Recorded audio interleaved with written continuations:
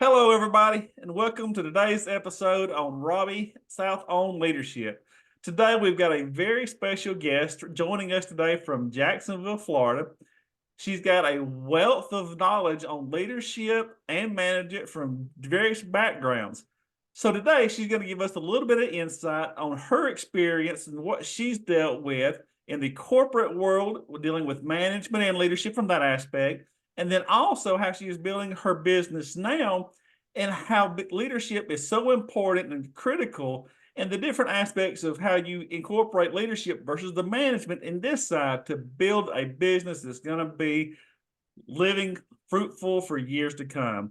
So I want to go ahead and welcome Laura Williamson. Thank you for joining us today. Hi, Robbie. Thanks for having me. Thank you. Well, can you go ahead and just kind of tell us a little bit about your background, your corporate background, and give us some insight on that? Sure. I started in the financial industry when I was right out of college. It's all I've ever done, except for there was a period of stay-at-home mom, so I have a little flavor of what that feels like. Um, so I grew up in the big wirehouse world, the Merrill Lynch, Morgan Stanley.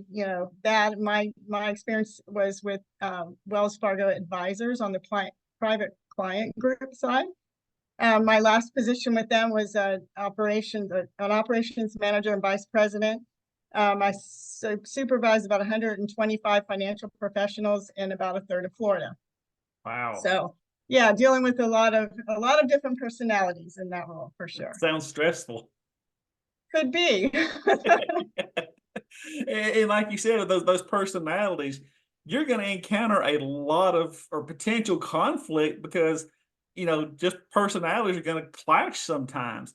Now, with that many people, did you think that it was a better approach to have a manager hammer down this is how it's going to be, or was it more of a leadership style guiding them to self-resolve and just kind of giving clues and letting them figure out how to solve it themselves?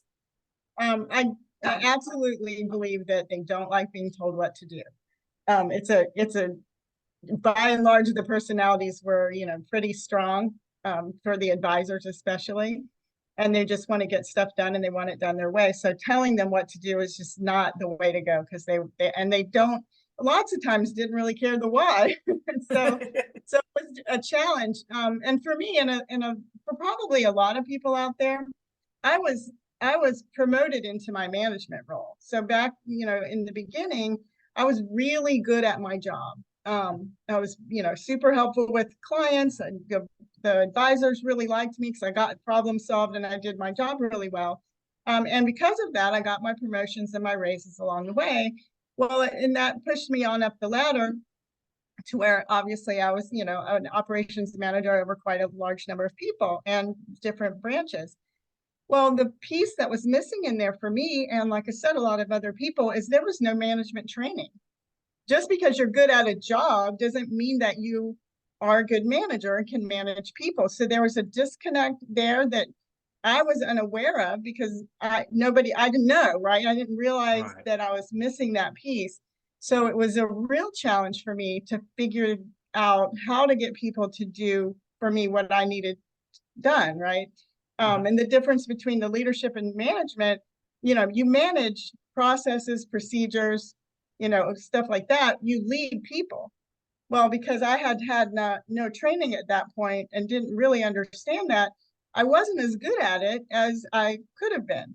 Right. People respected me because they knew that I knew what I was doing, but I didn't always have the skill set that I needed to be able to actually be that leader and be able to lead them through a process that was required, but Uh-huh. they didn't want to do it. Right. And you brought up an excellent point there. And I've heard this exact same thing. And as a matter of fact, I have been a part of this exact same thing to where you do the job well, you're promoted because you've done the job well, but you're lacking that leadership skill set. And Right. that is, like you said, that's a critical point because when you're leading the people, you have to have their trust, their respect to get them to move forward. So, from your experience and what you've seen, do you think people are just naturally have leadership skills and talents, or is that something that you have to really acquire through mentors and courses and things of that such? I think that there's a certain personality traits that probably kind of lead to leadership a little bit, but I don't think it comes naturally. Excuse me. I think that people that are really strong leaders work at it. I think they read a lot of other material. They listen to podcasts, they listen to others that are in the roles and are mentored by them, to your point. There's a difference between being teachable and coachable. So learning from your mentor and being able to be coached on how to handle something is really important. Taking classes and courses. I did a Dale Carnegie class. I'm a big proponent of Dale Carnegie. Just to get some skills that I could use to try to get people to do what I needed them to do without that conflict. Absolutely. You brought up a good point. You took that course. I myself am in the local Toastmasters group to improve leadership skills, communication skills, and things like that. And I do feel like communication sometimes gets in the way of people in their leadership because I've seen firsthand people have some excellent ideas and want to carry it out, but have a terrible approach. Mhm. Um, and as a female, have you like had any kind of special encounters that's made it extra challenging for you where people just didn't respect you because of that? I mean, that's totally unacceptable, but Right. unfortunately, I know that happens. And if so, how did you handle that and try to get people to follow your leadership in that case? I think the thing that I used to come against is if you're a man and you're a strong manager or leader, you can kind of say the tough things and people respond to it like, oh wow, he knows what he's talking about or whatever. There's not that animosity.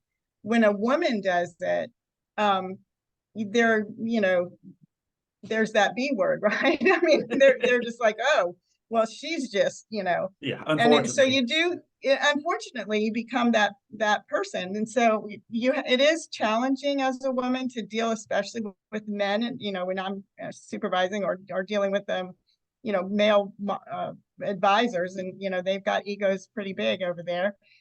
So to try to deal with them and not come across as just that, naggy whatever. Uh-huh. That was a challenge. And it truly is, about learning how to make them want to and how it benefits them, whatever it is you're trying to get them to do. You've got to really have empathy for where they're coming from. When they're anxious about getting something solved because they have a client that's all mad at them. Well, I have to understand that, right? I have to put myself in their shoes and say, okay, he's not mad at me. He's mad because that client's mad at him. And we've got to get this solved together. And so to be able to understand where the other person is coming from, and that's in everything, whether you're talking to your husband about wanting to go out for pizza or Chinese, I mean, you still have to understand why they want to do what they want to do and then figure out a way to make them buy into the what you want them to do. Very good. And I like the buy-in concept. I think that's really important.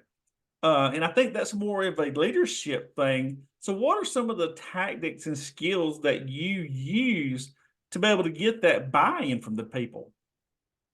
Well, again, it's understanding where they're coming from, what's putting them in the position that they're in from their point of view. Uh-huh. How did they arrive at that? We do that with clients now. We listen to how they got to where their situation is, how they feel about their situation, and then we work from that emotional standpoint to try to let them see the other side. Instead of it being a conflict, we kind of change their position of the view that they have of their situation.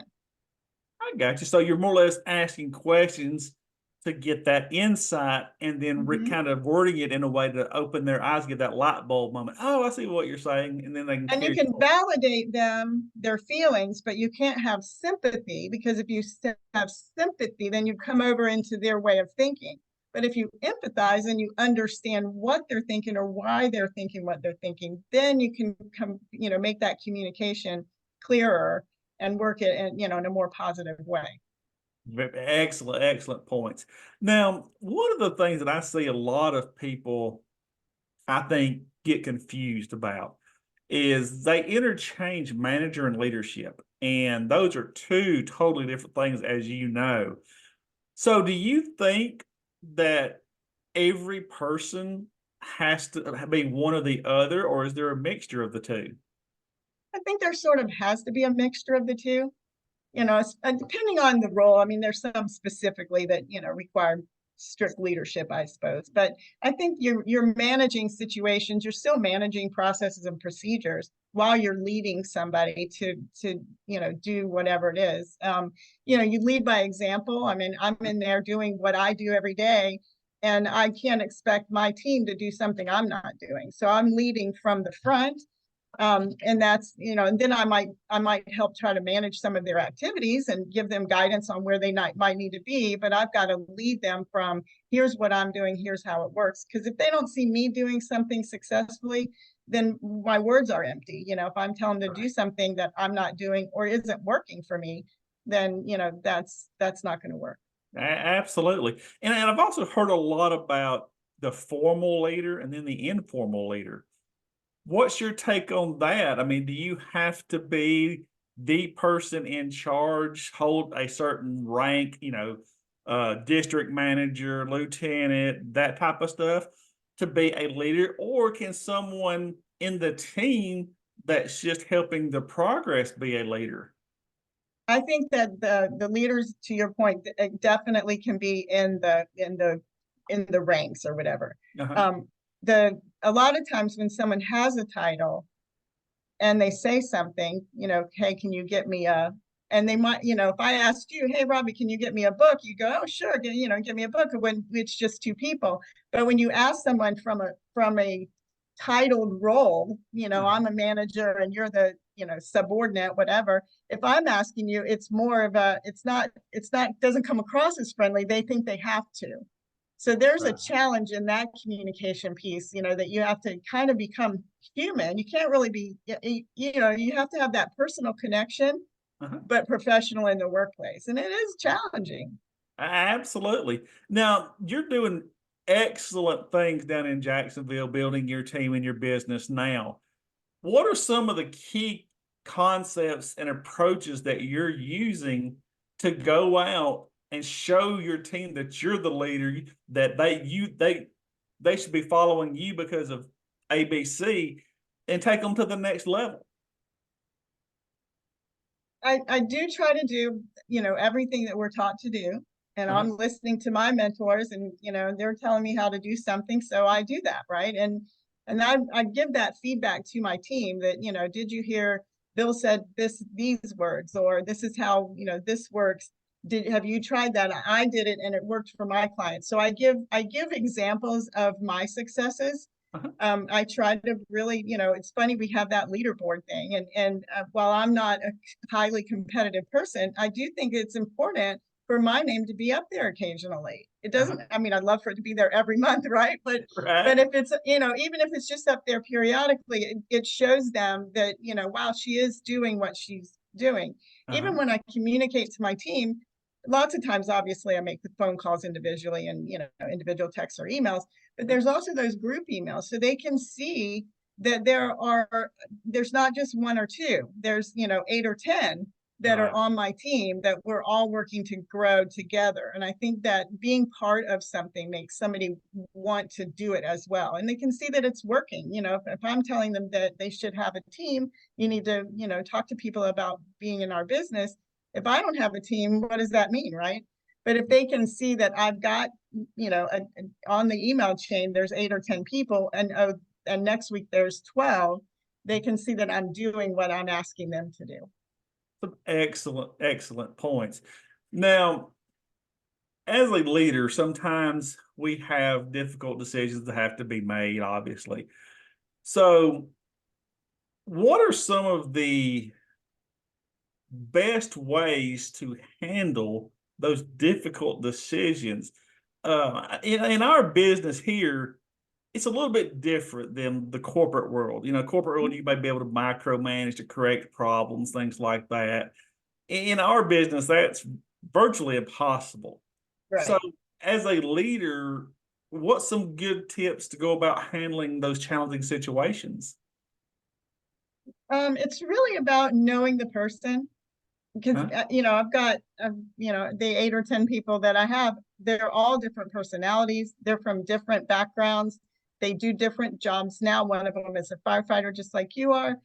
So you really have to connect with the person again individually, because Uh-huh. what I say to one team member, they're going to take it and run with it because they're a really good student and they take whatever you say and they work at it, right? And I love that.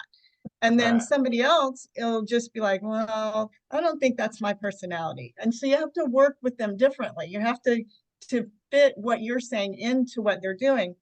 At the end of the day, we offer what we have to as many people as we can because it's an awesome opportunity.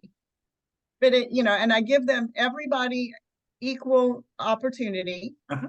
as much as I can give. I lead from, do all my stuff as best I can to try to have them see what the path is to success. If they don't take it, there's where the management, I can't manage them, right? Right. At this point, because we're all business owners and Exactly. I'm not anyone's manager, I'm their business partner.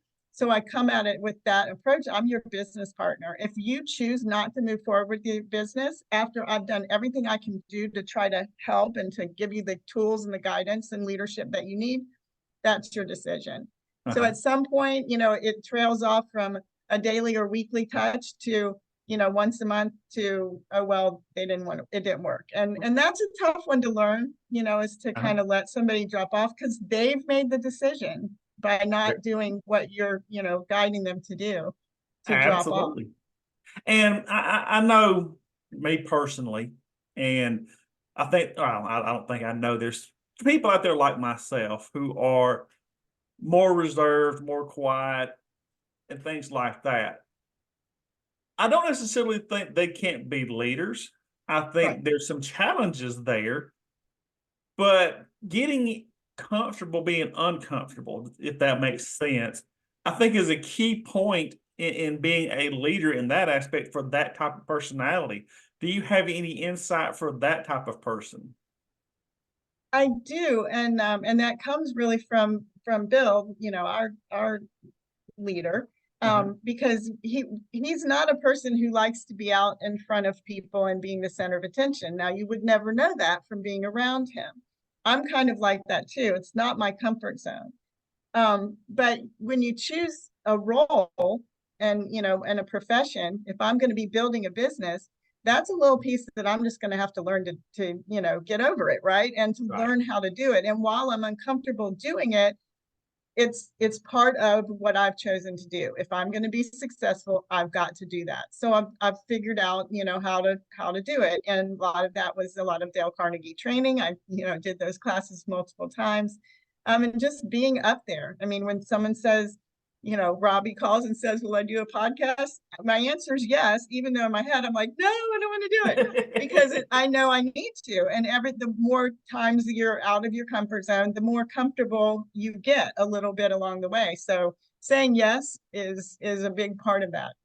Absolutely. Well, we're kind of getting to the end of our pod episode here. Do you have any last words that you would like to leave our audience with on any type of leadership versus management and how they can improve and level up their leadership skills to be the best leader that they possibly can be?